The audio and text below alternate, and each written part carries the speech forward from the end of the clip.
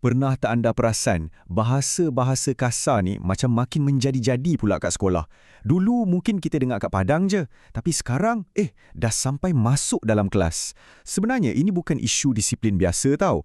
Ia macam kesan riak air. Satu perkataan kasar tu, dia akan cetuskan lagi satu dan gelombang tu terus merebak. Jadi, dalam perkongsian kali ini, jom kita sama-sama bongkar dari mana datangnya gelombang ni dan lagi penting, macam mana kita nak hentikannya. Okey, jom kita mulakan dengan nombor. Tengok ni, 63.3%. Banyak tu. Ini bukan angka yang kecilnya. Kajian tunjukkan hampir 2/3 pelajar mengaku guna bahasa kasar bila borak-borak santai dengan kawan-kawan. Maksudnya, benda ni dah bukan lagi kes terpencil. Ia dah macam jadi satu kebiasaan.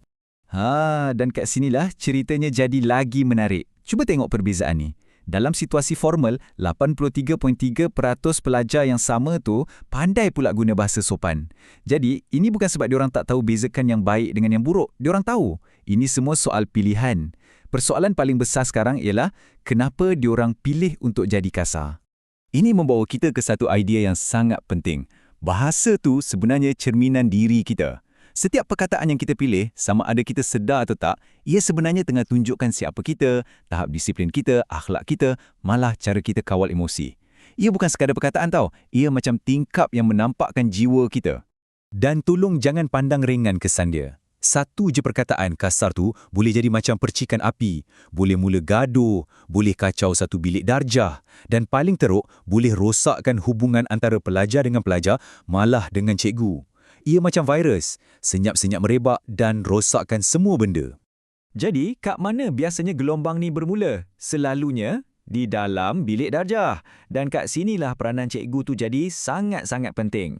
Tugas mereka bukan setakat mengajar subjek je. Mereka ni sebenarnya barisan hadapan dalam membentuk peribadi anak-anak kita. Petikan ni, ringkas tapi padu kan? Ia satu kebenaran yang kita semua kena ingat. Guru ni macam cermin.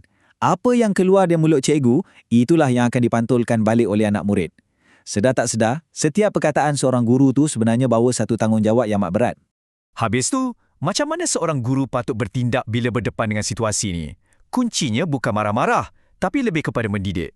Ada 5 strategi berkesan yang dicadangkan. Pertama, jangan cepat melenting, bertenang. Kedua, daripada membebel, apa kata buat satu perbincangan. Biar pelajar sendiri yang tetapkan peraturan.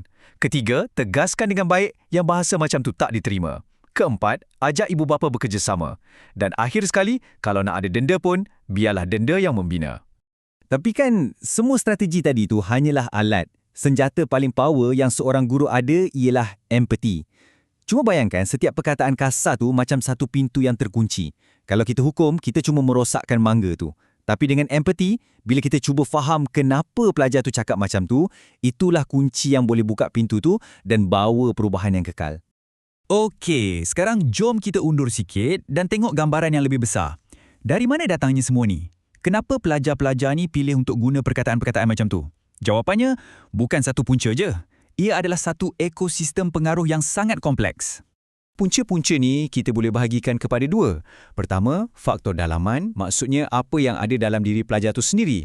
Tapi yang selalunya lagi kuat pengaruhnya adalah faktor luaran. Ini adalah tekanan dari dunia sekeliling diorang, sekolah, keluarga, komuniti dan yang paling kuat sekali semestinya kawan-kawan. Dan slide ni memang tunjuk dengan jelas realiti zaman sekarang.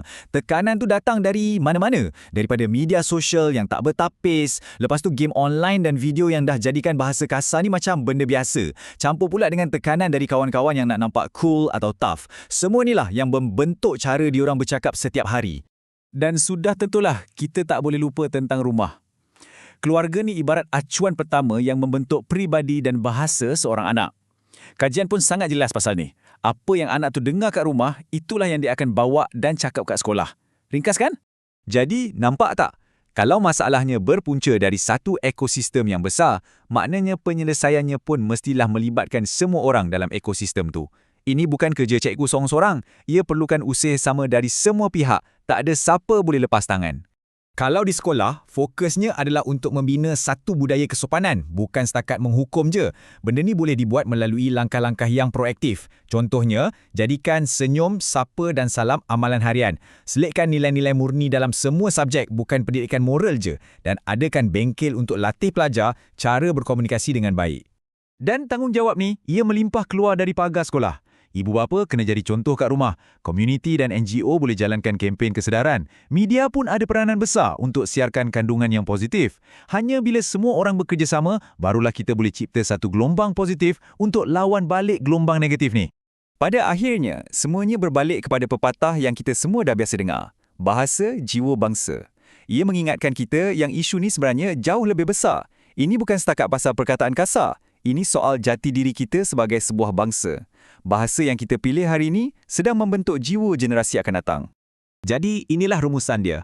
Setiap perkataan yang kita pilih, ia macam satu undian untuk budaya masa depan kita. Tak kiralah anda seorang guru, ibu bapa atau kawan, bahasa anda ada kuasa untuk membina atau meruntuh. Jadi soalan terakhir untuk kita renungkan bersama, cerminan apakah yang akan kita wariskan?